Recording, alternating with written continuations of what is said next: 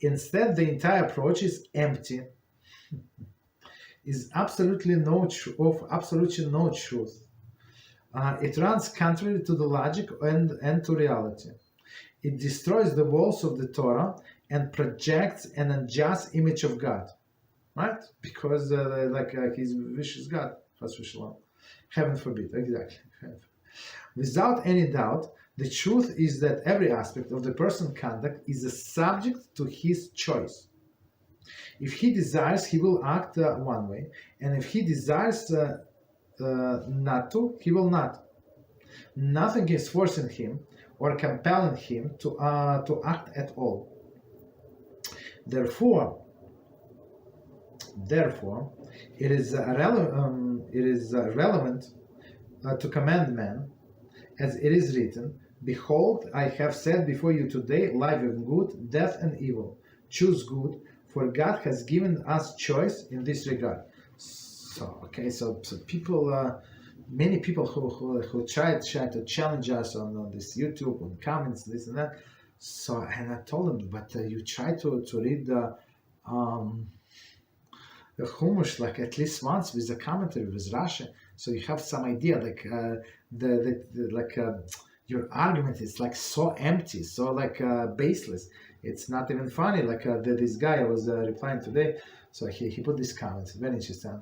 So he told me why. I think he's not Jewish.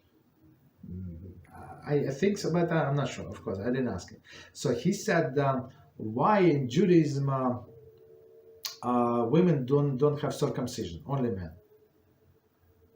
Okay, so I see guy knows zero about zero, right? So I sent them to Torah and Science of Rabbi Mizrachi, Shlita, right? And I said, please watch this movie, right? And then you're going to get your answers there. Why Jews don't circumcise women? So I said there is nothing to circumcise, but please watch this movie. It's going to explain why. And the guy gets back to me and he said, I watched the movie, it's nothing new in there. So, but why you have to circumcise women? So, you understand? So for a person like that, it's like empty person. There's nobody to talk to there. He did not watch the movie.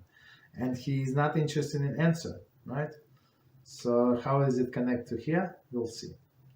Instead, the entire approach is empty and absolutely no truth, meaning that there is no free choice. It runs contrary to the logic of reality, right? So how can HaShem punish or reward somebody if there is no free choice? It destroys the walls of the Torah and projects the unjust image of God, right? Heaven forbid, right? That HaShem, and that's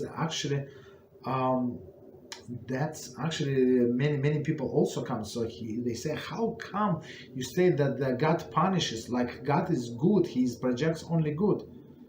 You understand? So that's especially Christians, or other religions. I'm not sure, but I think some of the Christians say, no, God is good. You portray them bad, so they make Jews look bad. I don't know. And it's very interesting, right? Without any doubt, the truth is in every aspect of the personal conduct is a subject to free choice, to his choice, right? Truth is every person has a free choice. Of course, as we said, some people have to work on this tendency more than others, but it's up to you. If he desires, he will act in one way. So again, it would be harder for that person, but if he desires, he will act in this way. And then we're trying to help many people and with other issues. And we see somebody who is willing to go like 100%, he just needs guidance and needs help. So it's only a matter of time when a person can overcome, he or she can overcome that tendency. It's only a matter of time. I mean, it's never failed unless person was not serious to begin with. And if he desires not to, he will not. Rambam is very straight, right?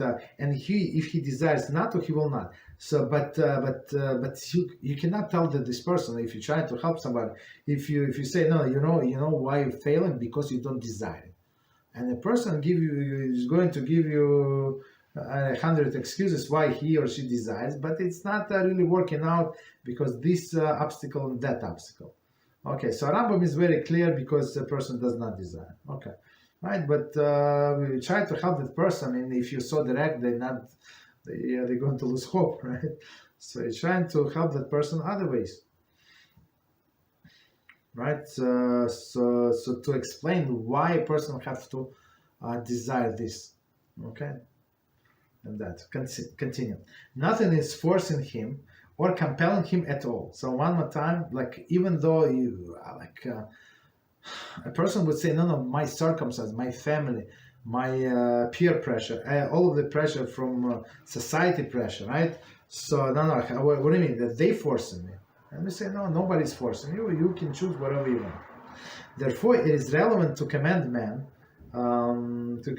as it is. And behold, I have said before you today life and good, death and evil. So HaShem said. So HaShem Himself said.